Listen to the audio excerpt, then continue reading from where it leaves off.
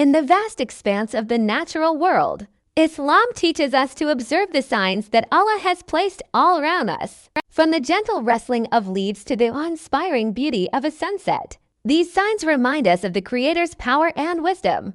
The chirping of birds, the blooming of flowers, and the flowing of rivers all bear witness to the intricate balance that exists in nature.